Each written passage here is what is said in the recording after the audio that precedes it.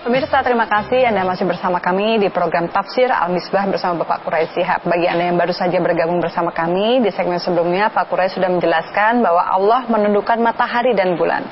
Semua itu berjalan menuju suatu waktu tertentu. Allah mengatur semua keadaan dan Allah merinci bukti-bukti kebenarannya supaya kamu percaya bahwa ada Tuhan yang Maha Esa dan ada pertemuan dengannya. Kita akan melanjutkan kembali kisahnya, Pak. Silakan. Oke, kita lihat. Setelah mengemukakan sedikit dari banyak sekali tentang bukti-bukti kuasa Allah, ayat kita berikutnya ini berkata begini.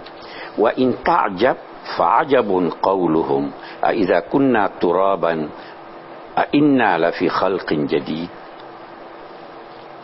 Kalau ada yang mengherankan, maka yang mengherankan itu adalah ucapan mereka. Apakah jika kami telah menjadi tanah, mati, tertanam di tanah, apakah jika demikian kami masih bisa diciptakan dan dihidupkan lagi oleh Allah? Ini mengherankan. Mengherankannya bagaimana? Kamu lihat itu sesuatu benih di tanah muncul hidup. Heran. Ini di sisi lain kita bisa berkata mengherankan. Kamu semua mengakui Nabi Muhammad sebelum jadi nabi bahwa dia orang cerdas, dia orang pinter, dia orang jujur. Sekarang dia menyampaikan sesuatu yang sangat logis, lalu kamu anggap dia bohong. Mengherankan dah itu. Itu dia. Fa in ajabun wa in ta'jab fa ajabun qauluhum a idza kunna turaban a innal fi khalqin jadid. Ulaika alladzina kafaru bi rabbihim.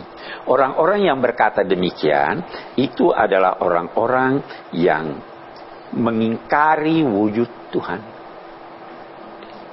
Ya, Tuhannya di kamu aja, wahai manusia, dari mana datangmu? Lihat itu, kenapa terjadi perbedaan-perbedaan ini? Sekian banyak hal yang sangat menakjubkan dalam kehidupan ini. Mereka itu mengingkari wujud Tuhan mereka. Dan ulaikal aghlalu fi a'naqihim. Apa maksudnya? Banyak maksudnya. Salah satu di antaranya, orang-orang itu kalau diterjemahkan secara harfiah, belenggu-belenggu ada di leher mereka. Jadi terbelenggu. Bisa tidak kiri ke kanan? Tidak bisa. Nah, maksudnya antara lain wawasannya sangat sempit. Hanya lihat di situ aja. Kata dalam tempurung.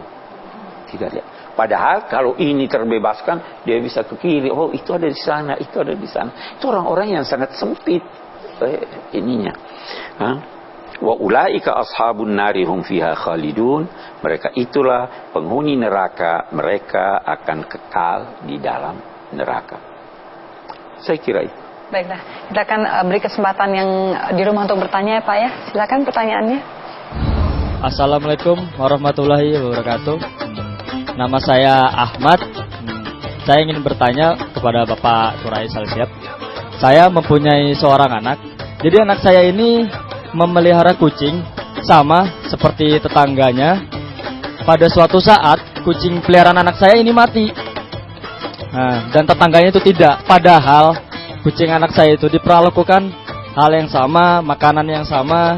Dan bagaimana saya menjelaskannya supaya anak saya itu tidak iri. Dan juga saya tidak berbohong lagi kepada anak saya. Bagaimana cara menjelaskannya?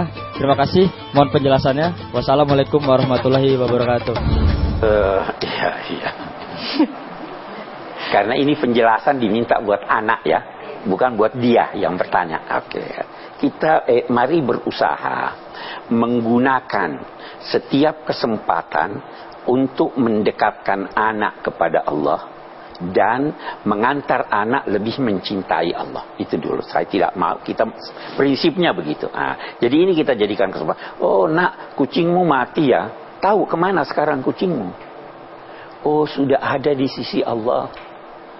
Dia sudah senang di sana, lebih senang di sini.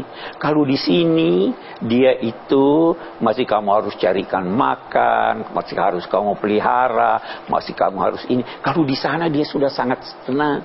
Itu kucing temanmu masih nunggu. kamu senangnya sekarang kucingmu lebih bagus atau tidak? Dia pasti akan, oh iya, sudah bagus. Dia tidak iri.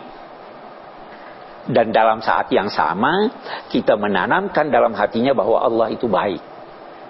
Saya selalu ingin berkata begini, perkenalkanlah Tuhan kepada anak-anak, bahwa Tuhan itu maha baik.